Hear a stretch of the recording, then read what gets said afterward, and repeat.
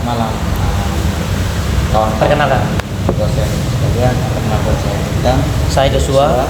Saya Alvin. Kami akan menyaksikan atau dalam sebuah podcast apa itu Likuidasi. Oke, Ya. langsung saja. Baik. Joshua, Oke, apa itu likuidasi sebenarnya? baik.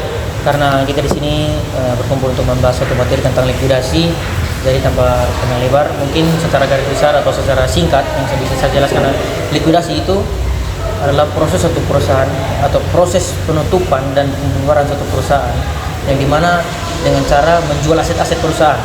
Jadi suatu perusahaan itu menjual aset-asetnya yang dirubah menjadi satu bentuk likuid atau uang tunai dan dijual asetnya untuk melakukan kewajiban pembayaran utang terhadap kreditur. Mungkin itu dari saya. Mungkin ditambahkan oleh Bung Alvin. Menurut saya ya hampir sama lah dengan apa yang dijelaskan oleh Abang Joshua. Likuidasi itu proses menutup suatu perusahaan secara resmi dengan menjual harta atau aset-asetnya. Jika kalau ada sisanya bisa didistribusikan kepada pemegang saham. Iya, sisa asetnya misalnya. Gitu. Oke, kalau begitu kira-kira apa alasan suatu perusahaan itu terjadinya suatu likuidasi? Alasan itu suatu Ya, mungkin perusahaan itu tidak mungkin melakukan suatu proses likuidasi bila tidak ada suatu alasan tertentu, Iya, ya. pasti ada alasan atau di balik itu semua. Penyebab, ya. Mungkin menurut saya itu alasan-alasan utama suatu perusahaan melakukan likuidasi itu yang pertama menurunnya atau kerugian. Iya. Kerugian dari perusahaan itu terus menerus terjadi kerugian. Jadi omsetnya itu per bulan per tahun itu menurun Iya, terus.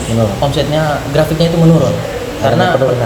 karena pendapatan dan penjualan itu tidak make sense. Artinya pendapatan pengeluaran itu besar tapi Pendapatan kecil. Ya, pendapatan kecil tapi pengeluaran itu besar. Iya. Ya, bisa jadi itu. Terus yang mungkin berikut mungkin apa bisa ditambahkan oleh Mungkin adanya persaingan tuh, jadi mungkin kalah dalam suatu persaingan gitu. Ya. Persaingan kompetitor, artinya ada kompetitor atau perusahaan-perusahaan yang bergerak di bidang yang sama. Ya, Ya. ya. Ya, betul.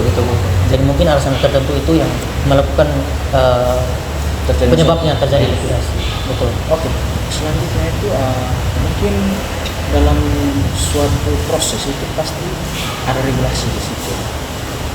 Kira-kira proses Terjadinya likuidasi. itu seperti apa? Oke, baik, mungkin Bung Alvin. Misalnya gitu, yang pertama itu penunjukan likuidator untuk mengolah proses likuidasi gitu. Oke, sebelum itu saya mau bertanya, seorang likuidator itu siapa? Oke. Maksudnya Likuidator itu mungkin seperti suatu orang, suatu badan organisasi yang ditunjuk oleh perusahaan untuk melakukan pengurasan aset. Artinya dia ditunjuk untuk melakukan inventaris aset dan kewajiban dan dilakukannya penjualan aset untuk melakukan penjualan aset dan melakukan kewajiban pembayaran kepada kreditur. Itulah likuidator. Ya. Oke, seperti itu. Oke. Baik. Mungkin yang berikut ada proses-proses yang melanjutkan itu. misalnya ada penutupan perusahaan secara resmi gitu. Oh iya, jadi mungkin dalam secara garis besar ditunjuknya likuidator, terus dilakukan inventarisasi aset dan kewajiban, terus bisa dilakukan kewajiban pembayaran utang, pelunasan utang terhadap kreditur, terus pembagian sisa aset kepada pemegang saham, dan akhirnya mungkin dilakukanlah penutupan atas satu badan hukum tersebut atau PT perseroan tersebut. Oke, baik. Untuk alasan-alasannya mungkin. Yang berikut itu mungkin dasar-dasar kira-kira. Dasar-dasar hukum. Dasar hukum. Ya. Apa saja sih sebenarnya dasar Pasti hukum? ada dasar hukumnya toh? Dasar hukum ya. Atas semua ya. Ya. Betul. Coba mungkin secara singkat. Yang perlu dasar hukumnya itu dalam UU PT misalnya. UU PT. Undang-undang seperti itu. Betul. Nah, di Undang-Undang Nomor 40 Tahun 2007 tentang perseroan terbatas. Betul. Yang mengatur likuidasi perusahaan berbentuk perseroan terbatas begitu. Ya.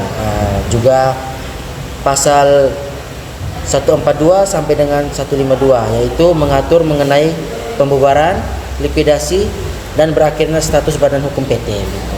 Ya, Nah, mungkin mungkin juga pada kitab-kitab undang hukum perdata ya juga Ya. mengatur tentang likuidasi, yang artinya bahwa pada pasal mungkin ada syarat teman bisa dikoreksi ya. Ya. Pada pasal 1646 sampai 1652 KUH Perdata itu mengatur tentang penyelesaian likuidasi dan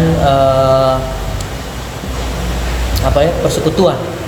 Ya, nah situ tersebut jadi mungkin ada dasar-dasar hukum lain seperti undang-undang kepailitan dan PKPU atau penunda kewajiban pembayaran utang. Ya, Ya, itu terdapat pada pasal Undang-Undang Nomor 37 Tahun 2004 tentang penundaan kewajiban pembayaran utang dan kepailitan.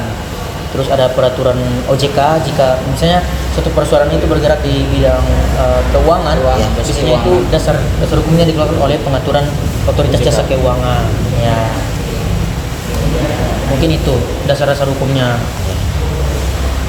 Nah, saya kira cukup sudah podcast diskusi kami pada Baik. malam ini. ini. Sekian dan terima Terima kasih. kasih. Terima kasih, Bung Bintang. Maafin. Ya, dan terima kasih. Terima kasih. Selamat Mantap. menonton.